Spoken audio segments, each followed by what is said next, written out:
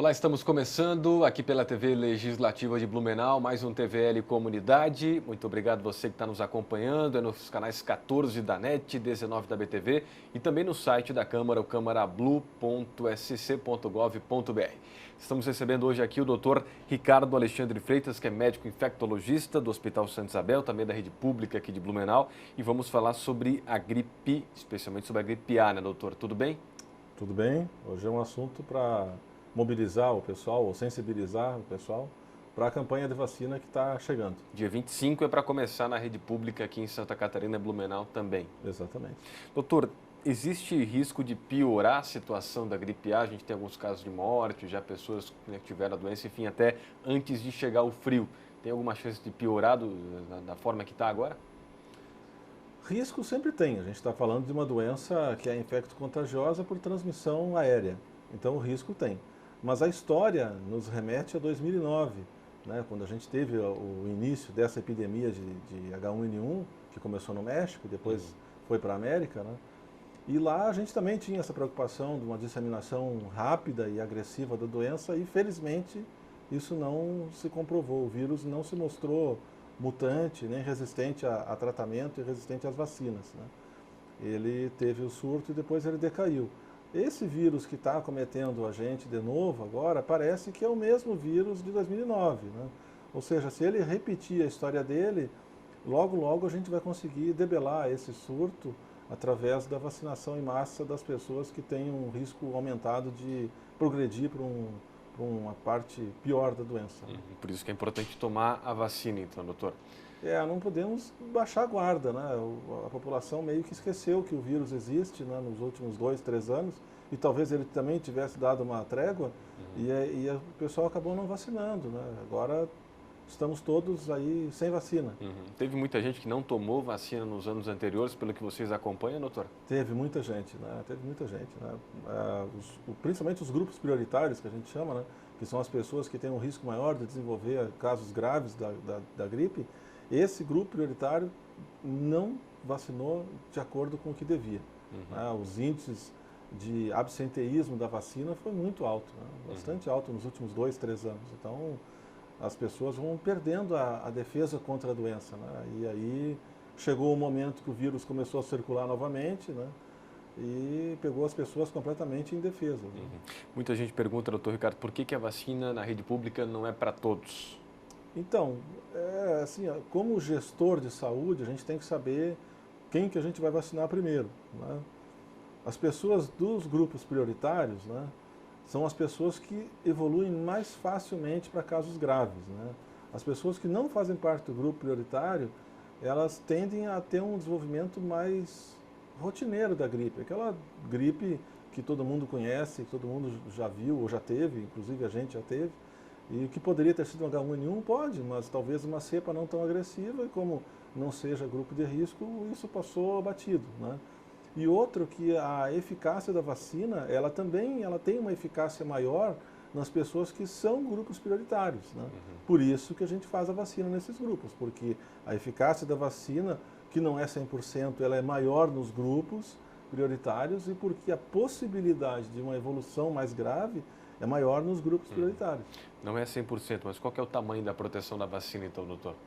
Ela gira acima de 70%, em torno e acima de 70%. Né? Quanto tempo que ela leva para fazer efeito depois que a pessoa toma? Em média de 2 a 4 semanas, para começar a ter o efeito máximo da vacina. Tá? Então essa preocupação que a gente como médico às vezes também tem, claro que Blumenau, aqui eu acho que Santa Catarina, São Paulo, são casos à parte, mas a antecipação da vacina também nos deixa às vezes preocupados. Se você vai antecipar demais a vacina, você vai começar a ter o efeito máximo da vacina no mês de maio. E a eficácia da vacina ela vai sendo perdida ao longo dos meses, né? A ponto de que depois de um ano você teria que estar replicando essa vacina, né? Ou seja, se você antecipar demais a vacina, você pode ser pego desprevenido num período mais frio do ano, onde talvez o vírus se tornasse mais fácil de disseminar. Acho que isso é importante explicar para as pessoas um pouquinho melhor, né? O que é exatamente a vacina? Porque tem pessoas que acham que toma a vacina e fica gripado, doutor, por exemplo. A vacina, na verdade, é a que o governo disponibiliza é para três tipos de vírus, né? O H1N1, H3N2 e um vírus tipo B. Tá? A vacina comercial que o pessoal tem comprado aí, ela tem 4 tipos de vírus. Os mesmos 3 do que é fornecido, mais um outro tipo de vírus B. Mas as mortes que a gente teve no estado, né, todas foram pelo H1N1.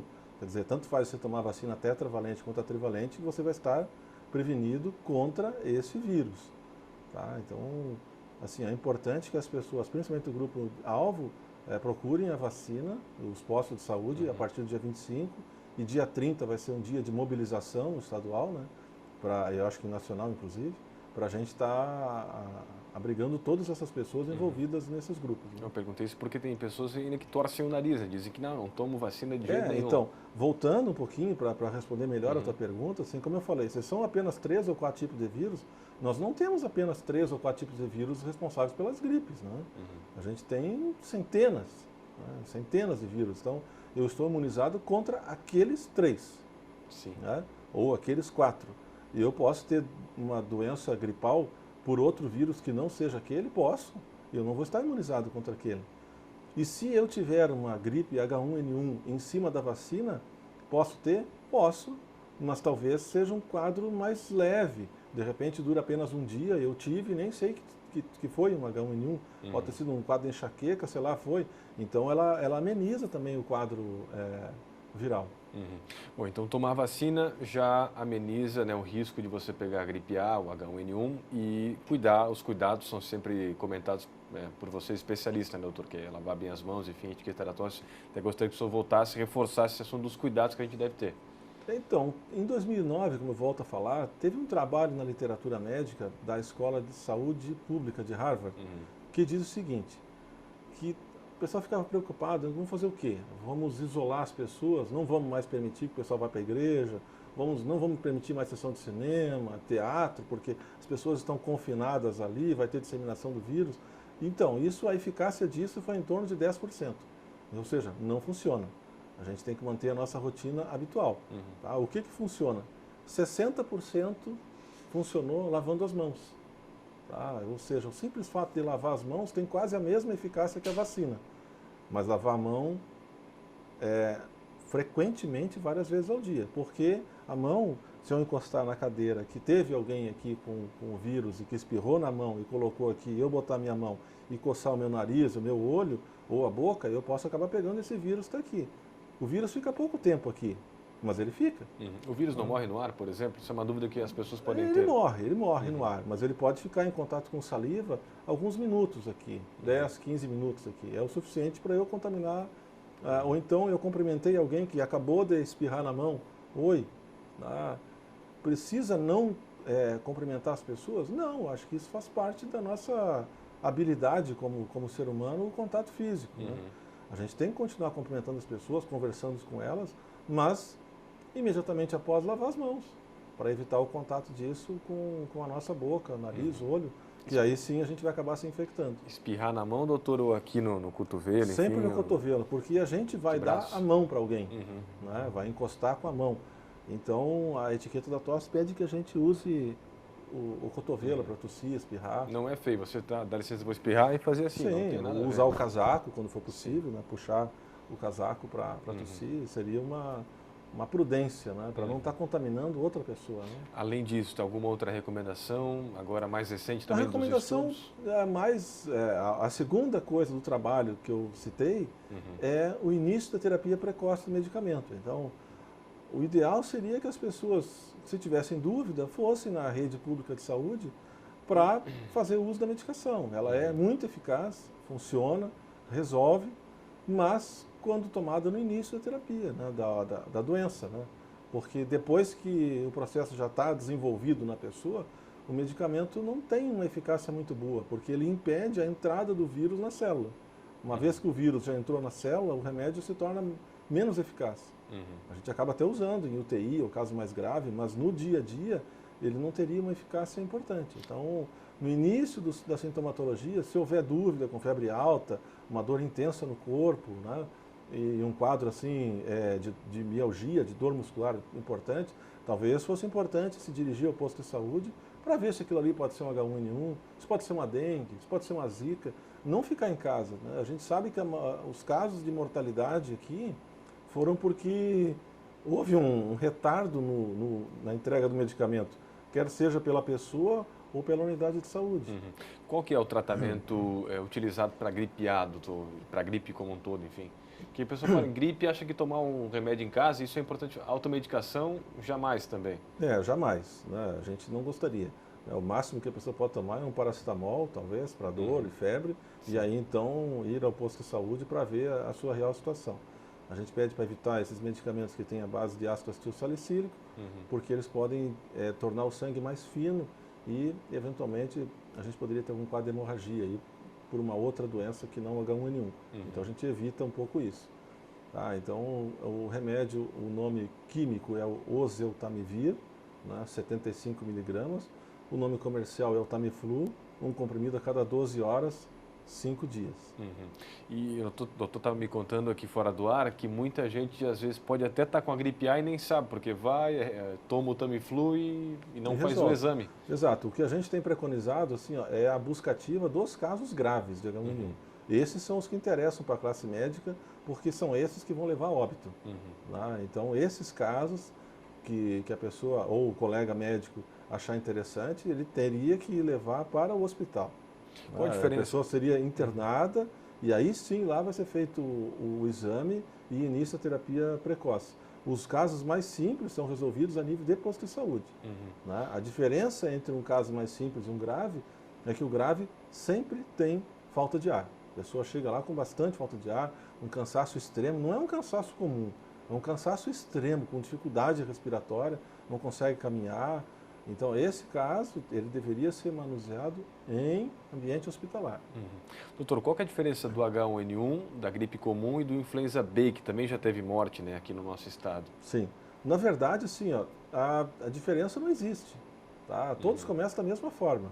Tá? Saber se é o influenza A ou B é só a nível de exame virológico, né, para saber. Isso o LACEN faz com muita propriedade. Então, eles conseguem determinar através da amostra que tipo de vírus é. Por isso que eu sempre refiro, a necessidade do diagnóstico presumível é muito importante, porque o medicamento, o Tamiflu, o nome comercial, ele serve para qualquer tipo de influenza, quer ele seja A, quer ele seja B, ou H3, H2, enfim, H1, ele serve para todo tipo de influenza. Então, o início precoce e a presunção de um quadro de influenza, iniciado a terapia de imediato, resolve. Existe ainda a preocupação dos especialistas, doutor, para voltar a ter muitas outras mortes, como teve em 2009, assim, até foi falado uma epidemia na época, enfim, ou com a vacinação agora, a tendência é diminuir os números dos casos? É o que a gente espera, né? É o que a gente gostaria, é o que a gente espera que a vacina seja, assim, ela abarque todo esse grupo prioritário para a vacina, porque esse grupo é o que tem maior morbimortalidade. Tá? É o grupo que tem mais doença e o que mais morre. Tá? E aí, a vacina ela vai ser muito importante nesses casos. Né? Eu acho assim, que o pessoal não pode vacilar, agora tem que realmente ir atrás da vacina. E, como eu já falei, se estiver sentindo algum sintoma de gripe, talvez fosse interessante ir no posto de saúde para ter uma breve avaliação com o colega lá para iniciar a terapia ou não. Quem tem família grande, às vezes que não tem gente que está nos grupos prioritários, a recomendação médica é, se tiver condição, tomar a vacina, doutor? Independente da idade? Eu acredito que sim. Eu acho que as vacinas, independente de grupo prioritário ou não, independente de vírus que a gente está falando, seja sarampo, H1N1, se a pessoa tiver condição de fazer, melhor. Né? Mas sabendo que quem mais sofre e quem mais morre estão naqueles grupos prioritários. As outras pessoas podem ter gripe? Pode. Pode morrer? Pode, mas a chance é menor. Vacinar é importante? Sempre. Para qualquer doença que seja imunoprevenível, certamente a vacina é muito importante. A vacina tem alguma contraindicação, doutor? A contraindicação absoluta é a alergia ao ovo, porque a vacina é feita com ovo. Então, quem for alérgico ao ovo, ela não pode tomar essa vacina. E aí a chance vai de ter que pegar esperar, gripe... vai ter que fazer os cuidados preventivos de lavagem de mãos, né? e iniciar o medicamento assim que for necessário. Sim. Então, essa é uma informação importante, né? Tomar o medicamento o quanto antes, doutor. Acho que isso é importante a gente reforçar, porque, pelo que o senhor me falava, as mortes que a gente teve aqui no estado, justamente pessoas que demoraram para começar a tomar o Tamiflu. Todos os casos de morte aqui no estado, uma busca ativa, né, no passado dessas pessoas, foi visto que todas tiveram mais ou menos, em média, 7 dias de sintomas até o início da terapia. Então, a gente sabe que o remédio ele é mais eficaz nos primeiros 2 dias de sintomas. Tomar o remédio depois de 3 dias é importante? Pode ser, mas talvez ele já não seja mais eficaz como se utilizado no início dos sintomas. Muito bem. Quem está gripado deve trabalhar ou não deve, doutora? O ideal seria se afastar. Tá? O ideal seria se afastar porque, principalmente se for um ambiente confinado, fábricas e afins, seria interessante a pessoa estar se afastando do serviço. Ou utilizar a máscara cirúrgica em sintomáticos respiratórios. Quer dizer, quem está tossindo, colocar uma máscara cirúrgica para que não contamine as pessoas. Então, nesse final de semana eu até fui no mercado e vi algumas pessoas de máscara. É uma tendência agora, daqui a pouco as pessoas começarem a usar mais essas máscaras de proteção, doutor? Seria certo, acho que é até um respeito com o cidadão, né? Que é o teu parceiro, né? Somos todos irmãos, né? Então, é um respeito ao ser humano você, quando está doente, evitar a transmissão da tua doença para outra pessoa. Né? Então, o uso da máscara certamente ajuda muito, né? Nesse respeito ao ser humano. Tem alguma coisa que dá para fazer para quem está gripado, para não passar para outras pessoas, na família mesmo? Porque daí você vai beijar, vai abraçar, né? Vai numa festa de aniversário. Assim, o uso da máscara cirúrgica seria importante dentro da família, né? Porque vai acabar transmitindo pela tosse. E como eu falei, a lavagem de mãos é essencial nesse momento para todos na família, né? E também lembrar que como é uma doença de transmissão por saliva, né? Ou respiratório, os talheres, copos, deveriam ser de uso exclusivo da pessoa que está com gripe naquele momento. Tá? Então, naquele dia que está doente, talvez devesse usar o seu prato, o seu talher. Depois de lavado não tem problema, mas enquanto está se alimentando, não devesse estar compartilhando isso com as outras pessoas da família. Muito bem, então reforçar os cuidados agora nesse período. Vai chegar o frio depois, né, doutora? E a preocupação de novo aumenta. Ficar bem alerta, né? Ficar bem alerta, porque o vírus é invisível ao olho nu, a gente não sabe onde é que ele está. Eu posso estar pegando ele agora, não sei. Então a gente tem que estar sempre com a guarda levantada. Tá? Mais do que isso, é imperativo, né? Para cuidar da gripe agora. O senhor que trabalha na rede pública, a rede pública está preparada para, se houver mais casos, as pessoas podem ficar tranquilas em casa? Se ficar eu acredito que sim, Tá? Tanto o Ministério da Saúde quanto o governo do Estado e o governo municipal, eles já tiveram um entendimento de que houve uma antecipação do vírus circulante na nossa região. Tanto é que anteciparam aí uma semana a vacina para a gente e o estoque do Tamiflu está previsto para atender um número bastante grande de pessoas. Então a gente está preparado para atender um quadro assim, não de uma epidemia, vamos dizer, porque a gente espera que isso acabe com a vacina, mas um número grande de casos a gente tem medicamento e não seria motivo para as pessoas ficarem preocupadas que o poder público não tivesse preocupado. Ele está sim, já foi antecipado as vacinas. E o número de medicamento ele é o suficiente. Isso que está acontecendo agora a gente pode chamar de surto, não está errado ou não, doutor? Ainda não chega a tanto? Não chega a ser tanto um surto, né? Porque o surto a gente consideraria assim um número muito grande de casos no mesmo local. Né? E aqui parece que a coisa meio Como foi o caso da dengue, por exemplo, lá em Pinhalzinho, que teve mais da metade aqui da cidade contaminada. Aqui a gente teve casos, né, e eles foram assim em vários pontos geográficos da cidade. Não houve um surto dentro de um bairro, por exemplo, que pudesse ser alarmante para a gente. A gente quando eu falo é sobre o poder público, né? O poder público está monitorando diuturnamente esses casos para ver se isso passa a ser um surto ou não. Mas por enquanto é um motivo de alerta do serviço público e os motivos desse alerta é que a gente está aqui, inclusive, né, para estar conversando sobre o assunto. Já houve algum avanço na questão de entender um pouquinho melhor por que começou antes dos casos, doutor?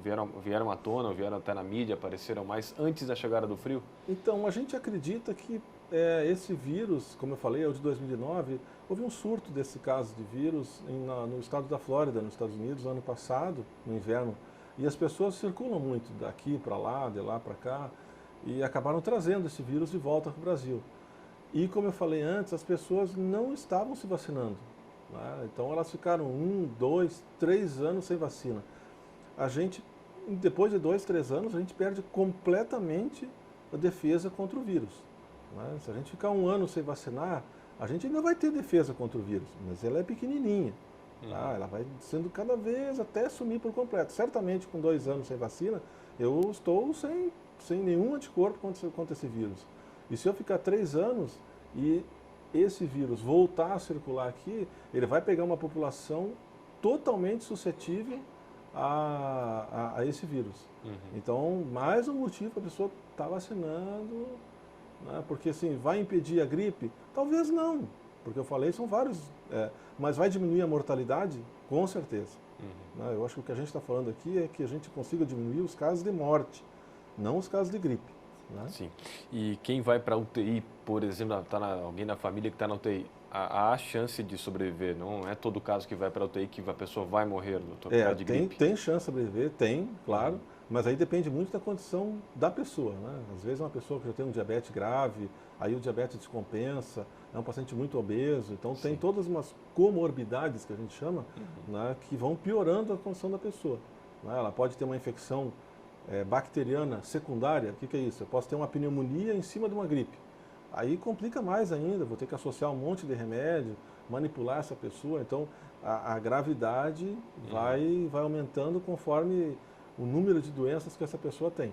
Depende muito da qualidade de vida daquela pessoa, da saúde daquela Sim, pessoa. Porque às vezes a pessoa já está num momento ruim de saúde e acaba pegando um H1N1 em cima, aí fica muito complicado. E aí a notícia é que a pessoa morreu de H1N1, mas o histórico também tem que ser levado em consideração. Com certeza.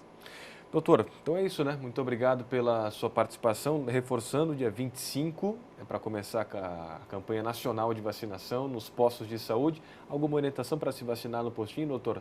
Tem que levar só a caderneta, alguma coisa? Não, eu gostaria assim, que as pessoas usassem a prudência, né? Para que ninguém vá se atropelando nos postos de saúde aí, porque vacina vai ter para todos os grupos prioritários, não vai faltar.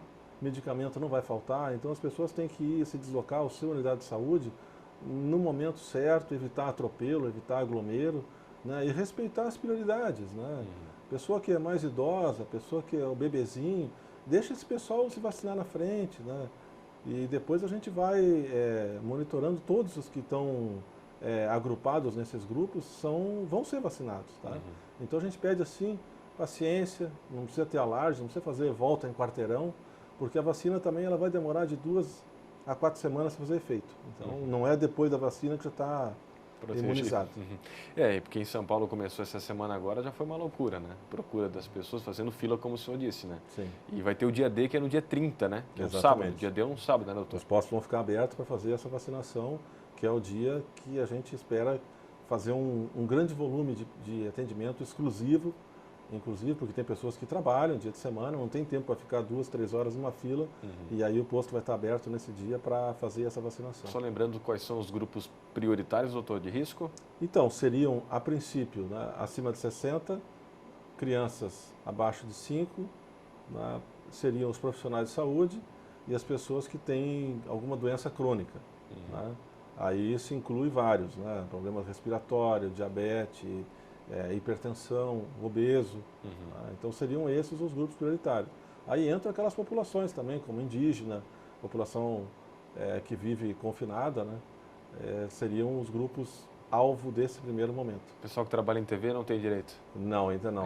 Tem que engordar um pouquinho mais para fazer parte do grupo dele. Tá bom, ninguém quer ficar com doença crônica para tomar vacina também, né? Vamos cuidar da saúde, esse que é o recado, né? Cuide da sua saúde, aquilo que eu tenho histórico, né? Correr, caminhar, fazer exercício, cuidar da alimentação, são sempre dicas importantes, né, dos especialistas como o doutor Ricardo aqui. Doutor, muito obrigado pela sua participação, até uma próxima. Obrigado. Ricardo Alexandre Freitas, médico infectologista, veio falar para a gente sobre gripe A, especialmente, né, gripe A que tem assustado as pessoas, mas se cuidar realmente, né, não há perigo, é cuidar, reforçar o cuidado e tomar, né, todas as medidas que os especialistas estão falando e você conferiu aqui no TVL Comunidade. Obrigado pela sua companhia. Continue aqui na TVL, o canal da comunidade. Um grande abraço para você.